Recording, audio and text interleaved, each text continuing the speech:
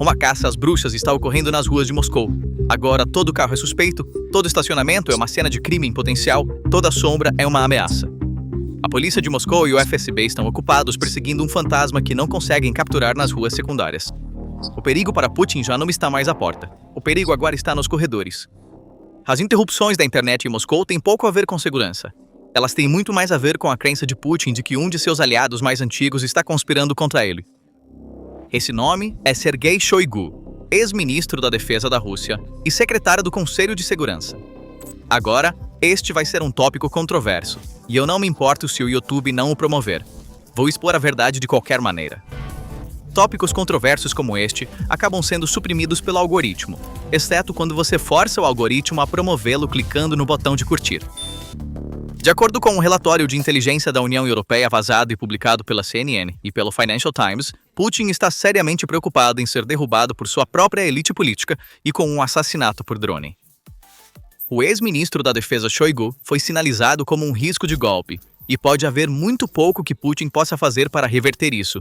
Ele só pode expurgar generais para encobrir seus fracassos e foge para bunkers subterrâneos sempre que possível. A paranoia e os medos de Putin foram tão longe que ele não convidou um único deputado da Duma do seu próprio partido para a cerimônia do Dia da Vitória. Ele já quis assustar o mundo. Agora ele tem medo do próprio palácio. Claro, essa paranoia não se formou da noite para o dia, mas um evento específico pode ter desencadeado tudo. Em 22 de dezembro de 2025, o tenente-general Fanil Savarov, chefe do Departamento de Treinamento Operacional do Estado-Maior, foi morto por uma bomba de carro em Moscou no estacionamento de seu próprio prédio. 3 dias depois, Putin convocou os chefes dos serviços de segurança para uma reunião de emergência. O chefe do Estado-Maior, general Gerasimov, criticou duramente o diretor do FSB, Bortnikov, por não proteger os oficiais superiores. Bortnikov se defendeu, citando recursos e pessoal insuficientes. Enquanto as duas estruturas de segurança se acusavam mutuamente, Putin encerrou a reunião com ordens para apresentar soluções concretas dentro de uma semana. Então, em março de 2026, um acontecimento abalou ainda mais as dinâmicas internas do Kremlin. O ex-vice-ministro da Defesa e aliado próximo de Shoigu, Ruslan Salykov, foi preso por acusações de corrupção. O relatório de inteligência da União Europeia avalia esta prisão como uma violação dos acordos de proteção implícitos entre as elites, porque existia uma regra não escrita no Kremlin. Se você faz parte do círculo interno, você não vai para a prisão. Putin quebrou essa regra. A seção mais marcante do relatório diz respeito ao próprio Shoigu. Apesar de ter sido transferido para a Secretaria do Conselho de Segurança, Shoigu está sendo associado ao risco de golpe porque ainda mantém influência significativa na estrutura de comando militar sênior. Durante anos, ele foi o amigo mais próximo de Putin. Eles pescavam juntos, faziam trilhas nas montanhas juntos. Mas agora, essa amizade pode ter se transformado em um problema de segurança, e o dossiê de Shoigu pode ser muito mais profundo do que se supunha. Em novembro de 2025, o FSB anunciou que havia impedido uma tentativa de assassinato contra Shoigu no cemitério Troyekurovskoye de Moscou. Um grupo de sabotagem supostamente dirigido pela inteligência ucraniana havia instalado um dispositivo explosivo durante a visita de Shoigu aos túmulos de parentes. Uma câmera e uma bomba escondidas dentro de um vaso de flores foram detectadas. Mas surge uma questão interessante aqui. Será que essa tentativa de assassinato era realmente de origem ucraniana ou poderia ter sido parte da luta pelo poder dentro do Kremlin? As conexões de Shoigu com a estrutura de comando militar, suas relações com os serviços de inteligência e seu conhecimento sobre por que a invasão falhou fazem dele uma figura extremamente perigosa. Apesar de ter sido removido do Ministério da Defesa, ele pode ter construído sua própria rede dentro do exército ao longo dos anos, e a perda massiva de poder trazida pela guerra na Ucrânia pode ter ativado essa rede. A associação de Shoigu com lutas de poder dentro do Kremlin não é novidade. Na manhã de 14 de novembro, o pesado silêncio do cemitério Troyekurovskoye, no coração de Moscou, foi rompido por uma onda de pânico que revelou um dos segredos mais sombrios da Rússia. O FSB anunciou em um comunicado oficial que havia impedido uma tentativa de assassinato de alto nível. O alvo era Sergei Shoigu, secretário do Conselho de Segurança da Rússia, outrora braço direito de Putin e companheiro de férias mais próximo. Os canais oficiais e o FSB apressaram-se em culpar a Ucrânia pelo ataque e tentaram encerrar o caso. De acordo com a agência estatal russa TASS, e o Moskovsky Komsomolets, o Serviço Federal de Segurança, FSB, anunciou que havia frustrado uma tentativa de assassinato sofisticada visando Sergei Shoigu no último minuto. Os detalhes técnicos do incidente apontam para uma tentativa de execução direcionada com apoio de inteligência, em vez de um ato terrorista rotineiro. De acordo com relatórios do FSB e informações vazadas, o plano se centrava nas rotinas e sensibilidades emocionais de Shoigu. Os assassinos haviam obtido informações antecipadas de que Shoigu visitaria o túmulo de um membro da família, provavelmente sua mãe ou pai. Este é um detalhe extremamente privado que seria difícil de obter sem uma fonte interna. O método dos sabotadores foi clássico, um vaso de flores com aparência inocente deixado no túmulo. No entanto, este vaso continha um explosivo de alta capacidade, provavelmente uma carga compacta de RDX ou derivado de C4, e uma microcâmera escondida para confirmar a chegada da vítima. O plano era detonar a bomba remotamente quando Shoigu chegasse ao túmulo e matar o secretário do Conselho de Segurança da Rússia, explodindo-o no local do túmulo de seu ancestral. O FSB anunciou que havia detido um imigrante da Ásia Central e 2 cidadãos russos como resultado da operação. Os suspeitos alegadamente declararam em seus depoimentos que receberam instruções de um agente chamado Ruslan da inteligência ucraniana. No entanto, essa narrativa oficial contém lacunas sérias quando examinada sob a ótica da logística e lógica estratégica da cena.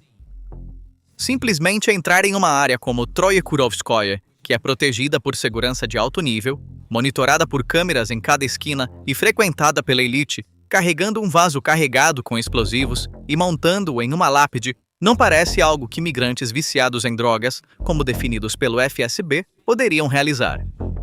Isso sugere que ou os protocolos de segurança no local foram desativados ou alguém de dentro abriu as portas.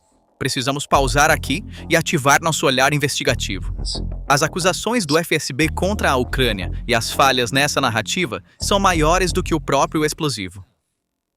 Sergei Shoigu pode não ser mais um alvo de alto valor para a inteligência ucraniana, GUR ou o SBU.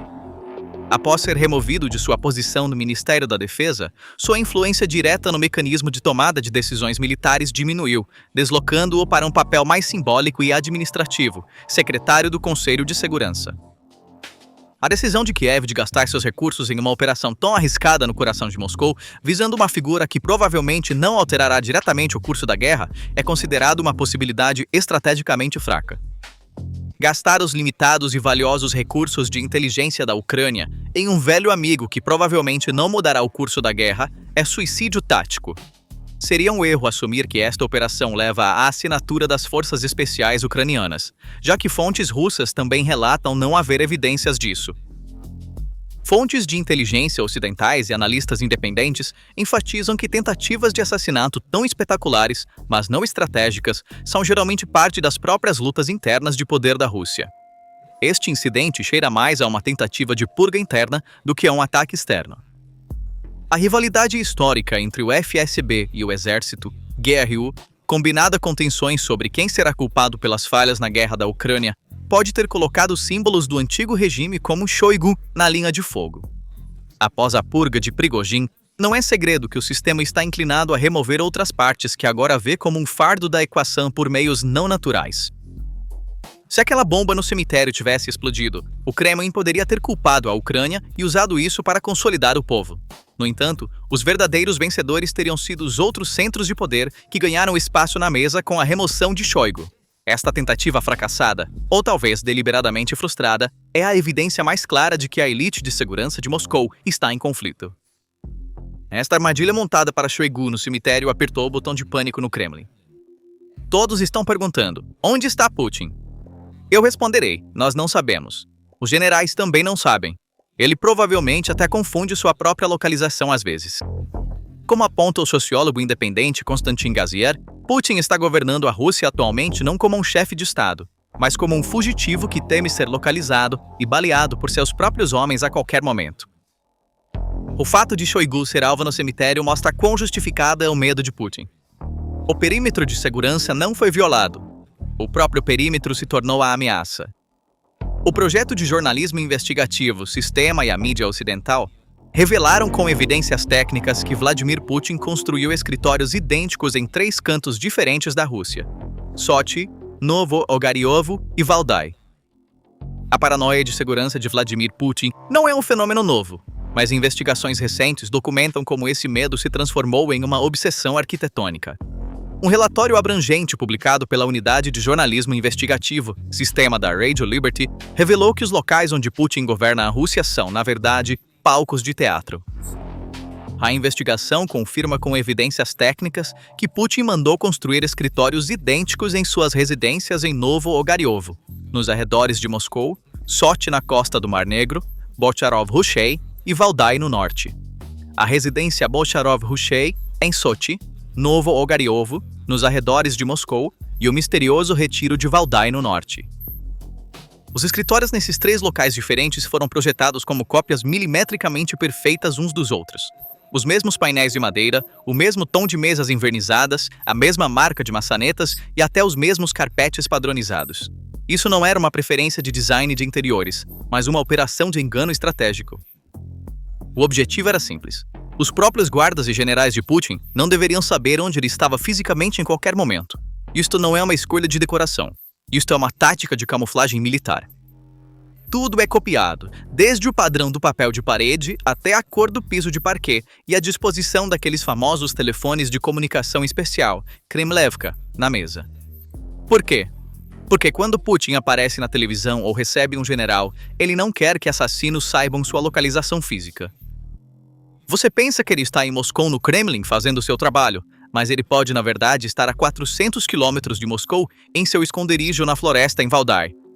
De acordo com informações vazadas para a mídia ocidental e confirmadas pela Fox News, Putin às vezes dá a impressão de que está em Moscou, enquanto na verdade está tomando sol em Sochi, e às vezes acredita-se que ele está em São Petersburgo, enquanto se esconde em seu abrigo nas florestas de Valdai, sob a sombra dos sistemas de defesa aérea Pantsir S-1. Por quê? Porque ele temia que o que foi feito a Shoigu no cemitério fosse feito a ele em seu quarto. A bomba da Vá, direcionada a Shoigu, era a peça que faltava para explicar por que Putin usava aquelas mesas absurdas que se estendiam por quilômetros, por que ele realizava videoconferências mesmo com seus homens mais leais e por que ele clonava seus escritórios. O anel de segurança em torno de Moscou não foi apenas violado, foi destruído. Analistas ocidentais e fontes independentes observam que Putin mal pôs os pés no Kremlin, especialmente desde que os ataques de drones de longo alcance da Ucrânia começaram e essas tentativas de assassinato internas aumentaram. Isso não era um protocolo de segurança de chefe de Estado. Era a construção de uma arquitetura paranoica, temendo a própria sombra e vendo todos ao seu redor como potenciais assassinos. Como Churchill disse uma vez, as intrigas políticas do Kremlin se assemelham a uma briga de bulldogs debaixo de um tapete. Um estranho só ouve o rosnar e só sabe quem venceu quando os ossos voam debaixo do tapete. Putin já havia sobrevivido a uma tentativa de golpe por um triz. Em junho de 2023, o líder do Wagner, Prigozhin, marchou sobre Moscou com um comboio armado. Essa crise foi superada, mas o exemplo de Prigozhin demonstrou claramente uma coisa. Ameaças vindas de dentro das estruturas de segurança da Rússia são as mais letais para Putin. E agora o relatório de inteligência da União Europeia aponta Shoigu exatamente nessa categoria. O resultado concreto dessa desconfiança se assemelha não a um chefe de segurança de Estado, mas ao isolamento de um ditador sob cerco. Putin e sua família deixaram suas residências em Moscou e Valdai. Em 2026, ele não visitou uma única instalação militar, enquanto em 2025 ele fez pelo menos 17 aparições públicas. Ele fica por semanas em bunkers subterrâneos em Krasnodar. A mídia estatal transmite imagens pré-gravadas para criar a impressão de que Putin está trabalhando normalmente. Segundo algumas fontes, ele usa pelo menos 3 sósias com alterações cirúrgicas. Câmeras de vigilância foram instaladas nas casas de seus cozinheiros, guarda-costas e fotógrafos. As comunicações em algumas partes de Moscou são periodicamente cortadas, e a relação com a Duma também parece rompida. Nenhum deputado foi convidado para a cerimônia do dia da vitória deste ano. No entanto, vozes que se levantam da Duma não são novidade para Putin. Em 2022, membros do Conselho Municipal de 18 distritos em Moscou e São Petersburgo exigiram a renúncia de Putin através de uma petição aberta. O Conselho do Distrito de Smolensky, em São Petersburgo, havia solicitado à Duma que julgasse Putin por acusações de alta traição. A petição afirmava que as decisões de Putin prejudicam a segurança da Rússia, causam baixas em massa e aceleram a expansão da OTAN. Esses deputados foram punidos com acusações de desacreditar o exército. mas a mensagem havia sido entregue. E agora, 4 anos depois, o descontentamento por trás dessa mensagem pode ter crescido. Em abril de 2026, um aviso muito mais severo veio da Duma. Um deputado disse abertamente: Já dissemos uma dúzia de vezes que a economia está prestes a colapsar. O primeiro trimestre já atingiu o fundo do poço. Se não tomarem medidas urgentes financeiras, econômicas e outras, no outono enfrentaremos uma repetição do que aconteceu em 1917. 1917, a revolução na qual a dinastia Romanov caiu e o czar foi deposto do seu trono.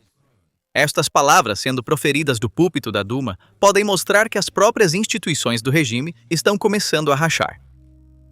A recusa de Putin em convidar até mesmo os deputados de seu próprio partido para o dia da vitória pode mostrar que o Kremlin não pode confiar nem mesmo em seu círculo interno. Esta imagem aponta para uma crise de segurança no topo do regime. E assim como esta crise estava se aprofundando, a guerra na Ucrânia já havia chegado à porta de Moscou. Na noite de 4 de maio, drones ucranianos atingiram a Torre Mosfilm. Este não foi um ataque comum. Sua profundidade simbólica foi muito mais severa porque este complexo residencial de luxo fica a 7 quilômetros do Kremlin e a 3 quilômetros do Ministério da Defesa. E este não foi um incidente isolado. Entre 2 e 9 de maio, centenas de drones atacaram Moscou. Os ataques não visaram os subúrbios, mas o centro da cidade e bairros de elite. Moscou, cercada por S-400 e Pantshirs, não conseguiu impedir que um drone detonasse a 3 quilômetros do Ministério da Defesa. Se um drone pode chegar a 7 quilômetros do Kremlin, ele pode chegar ao próprio Kremlin. Para um líder que já não pode sair do seu bunker devido a temores de golpe e assassinato, isso pode ter sido a gota d'água. A resposta de Putin foi marcante, concentrando todas as defesas aéreas em Moscou. Pela primeira vez em aproximadamente 20 anos, nenhum tanque cruzou a Praça Vermelha. Postos de controle por toda parte, atiradores pendurados nas janelas, internet cortada. Em entrevistas de rua, russos perguntaram: "Estamos perdendo em todas as frentes. Então o que estamos celebrando?" Na ciência política, existe um conceito chamado vulnerabilidade do capital. Quando as pessoas vivendo sob uma ditadura de repente percebem que as coisas não estão indo bem e que nem mesmo a capital está segura. Quando as elites começam a entender isso, surge uma pergunta desconfortável. Se você não consegue nem proteger o coração da capital, como podemos confiar que você nos protegerá? Putin pode não conseguir encontrar uma resposta para essa pergunta. 9 de maio, o dia mais sagrado da Rússia, pode ter se transformado em um pesadelo este ano. Vimos exatamente o oposto de uma demonstração de força. Barricadas em vez de comboios de tanques, uma atmosfera de cerco em vez de um desfile militar. Este ritual baseado na projeção de poder mostrou o quanto o Kremlin se enfraqueceu. E talvez a pergunta mais crítica seja esta: por quanto tempo mais as elites da Rússia tolerarão essa fraqueza? Putin havia prometido segurança em troca de obediência, mas agora não há nem segurança nem vitória. Bilionários da Forbes estão sendo roubados, comandantes estão sendo expurgados, vice-ministros estão fugindo e o líder está se escondendo no subsolo. Então, o que você acha sobre este assunto? Compartilhe suas opiniões nos comentários. Para ficar atualizado sobre as análises da PPR Global, não se esqueça de se inscrever no canal e ativar as notificações. Obrigado por nos escolher. Obrigado por nos escolher. Obrigado por nos escolher.